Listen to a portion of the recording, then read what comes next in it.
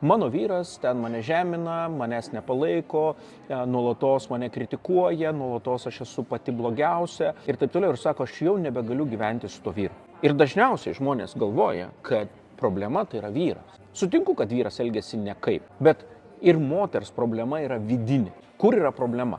Jeigu moteris pasąmoningai nuo pat vaikystės yra įpratusi būti ta tokia gerietė, stengiasi būti tobula moterim, paklusni, nuolanki, globojanti aplinką, besirūpinanti aplinka, kuri visiškai dėmesio į save nekreipia, bet kuri yra labai orientuota į išorę. Tokia moteris, kuri yra orientuota į išorę, jinai visada kaip magnetukas į savo gyvenimą traukia arba narcizus, arba aukas, arba ligotų žmonės ir taip toliau. Ir tiesiog ta moteris tiesiog tada natūraliai patenka į tokias situacijas, kad tiesiog turi tada šokinėti aplink kitus žmonės ir nors ji norėtų kitaip, ji norėtų galbūt lygiavertiškesnio santykio ir taip toliau.